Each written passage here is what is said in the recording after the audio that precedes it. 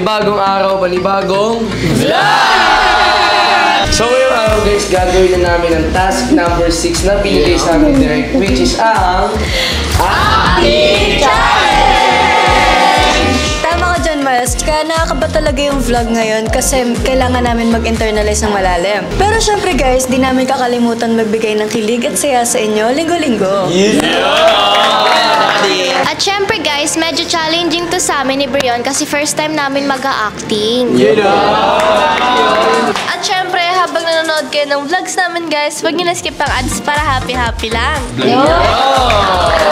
At syempre guys, huwag nyo rin po kalimutan na iboto ang favorite love team nyo. Guys, huwag nyo kakalimutan i-like and share ang mga videos namin sa YouTube channel ng Rancab. At syempre, hindi na bago sa amin yung acting challenge kasi nagawa na namin dati yun. Kaya galingan na lang natin, Mitch. At syempre, bago ang lahat, gusto ko lang i-congratulate ang Miliana and Kamich dahil sila lang naman ang nanalo sa Pick Up Lines Challenge. Pero guys, as you can see, kasama pa rin namin ang mga love team na na-eliminate kasi patuloy pa rin sila magbibigay ng kilig sa inyo, di ba?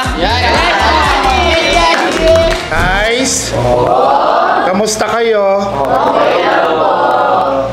Ngayong nawala na ang Mabsumi, ang unang magpapaalam at ma-eliminate sa mga challenge na ito ay si Maverick and Kasumi. Mabsumi.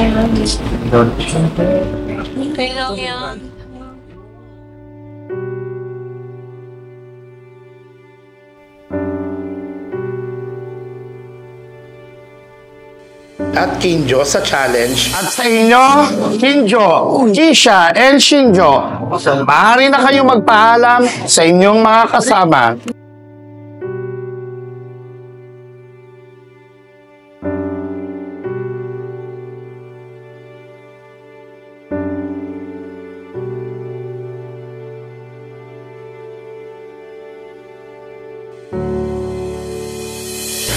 Gusto ko lang din sabihin sa inyo, Miliana, Kamich, Briella, Miguel, at Haylene, kayo na lang 5 pares ang magpapatuloy para sa challenge number 6 hanggang challenge number 10.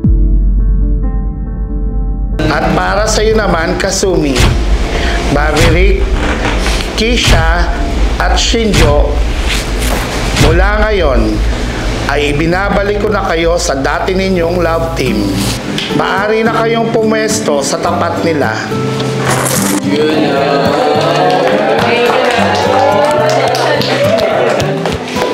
Magbabalik na ang Shinsumi at Maversha.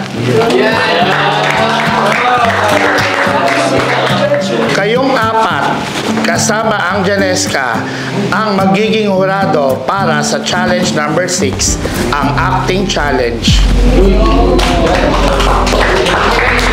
Siguraduhin ninyo na maibibigay ninyo ang tamang judgment kung sino sa natitirang love team ang aangat at magpapakita ng magandang performance para sa acting challenge na gagawin nila. Gusto ko lang malaman sa natitirang 5 love team na gagawa ng challenge kung ano ang strategy ninyo at sa tingin ninyo ano ang inyong advantage para maipanalo ang inassign na challenge sa inyo.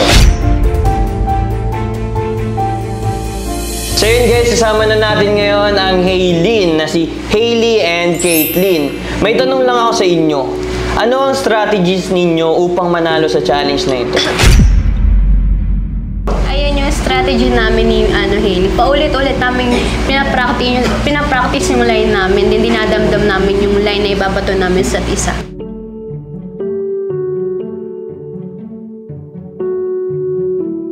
Yes, talagang isinapuso namin yung linya namin. Tapos nag-rehearse kami ng maraming beses. Hanggang sa talaga ma-perfect namin talaga. Ito naman, ano naman sa tingin nyo ang advantage nyo sa ibang love team?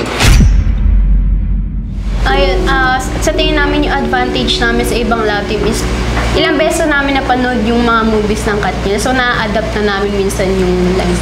Yung talaga dati pa, talagang ginagaya na namin yung linya nila kasi sikat yun di ba? Oo, syempre Katniss yun eh. Then guys, tignan natin kung ano ang ipapakita at ibubuga ng Hailey pagdating sa aktingan. So yun guys, kasama na natin ngayon ang Briella, na si Brion and Ella. Ready na ba kayong dalawa? Ready na. Ito unang tanong. Ano ang strategies ninyo upang manalo sa challenge na to? Ang strategy po namin ni Ella ay una pa lang po ay nag-practice na kami kung paano namin ma-internalize yung acting na inasign po sa amin. And gagawin po namin yung best namin dalawa para mapanalo ang task number 6.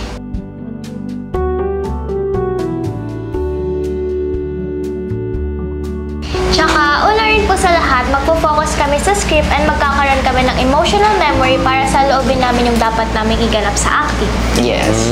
Siyempre, kailangan nyo talaga gawin yung lahat kasi kumbaga bago pa lang kayong love team kailangan talaga mag-practice Kailangan nyo talaga yung spark ba na mabibigay nyo sa audience, di ba? Yes. So ito naman, ano ba yung advantage nyo sa ibang love team?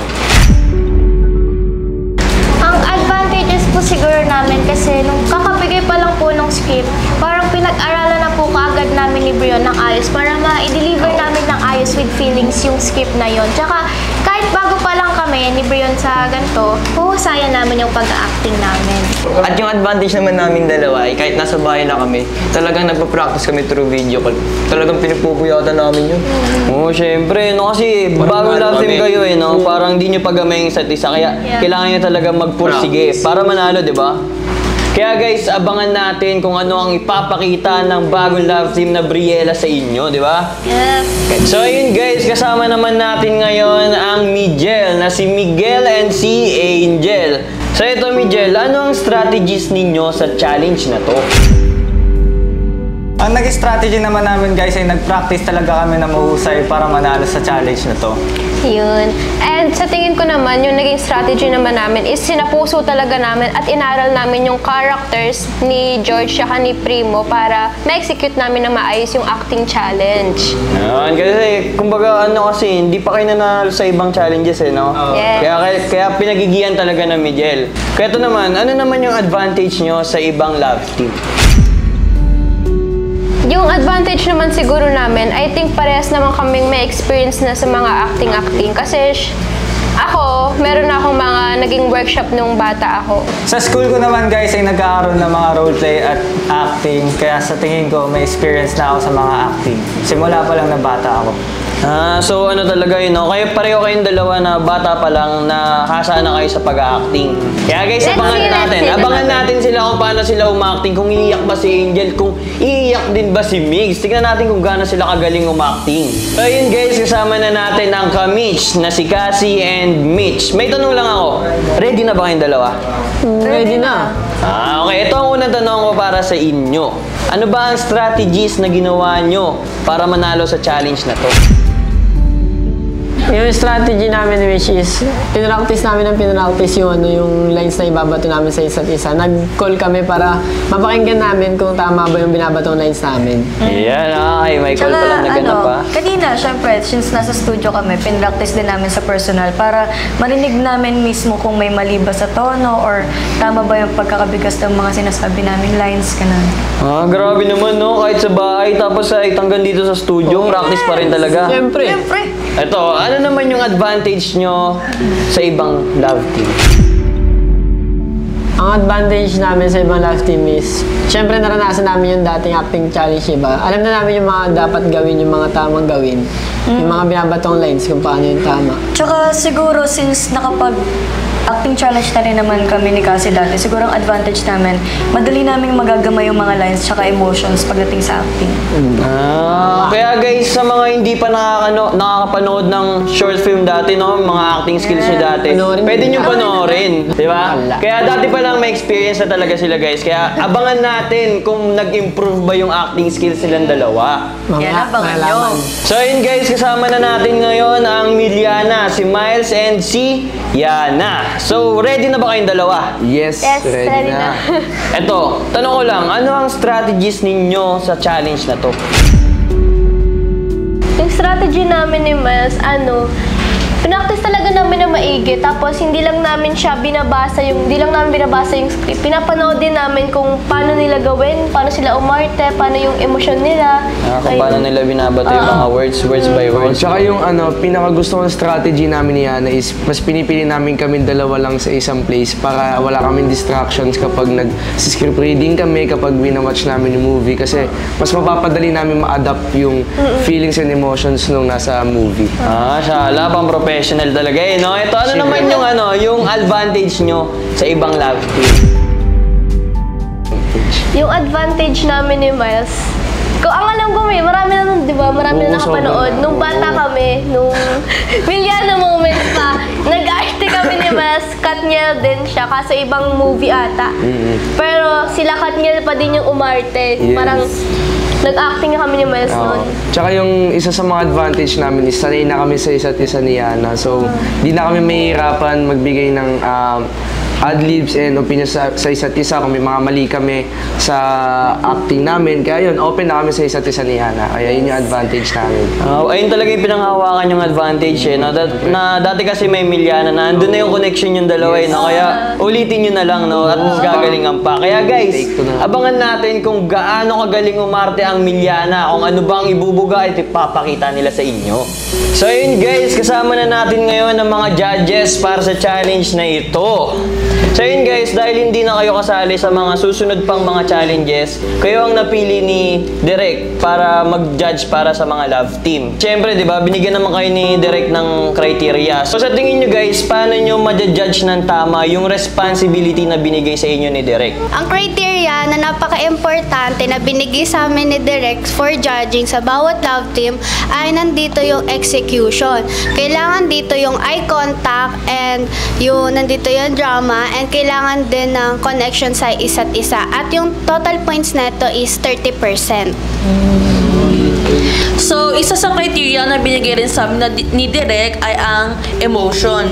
So, dito, kailangan ng maramdaman namin mga judges na hindi nila fini-fake yung pag-arte nila and talagang andun yung thought and feeling sa bawat pagbitaw nila ng salita sa scene.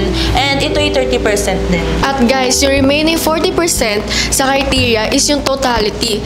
Dito, makikita yung proper execution ng scripts, yung emotion. At dito namin makikita kung paano nila i-deliver ito ng maayos yung concept na binigay sa kanila na scene. At guys, porket na ito na yung scene na binigay sa kanila, it doesn't mean dapat kuhang-kuha nila.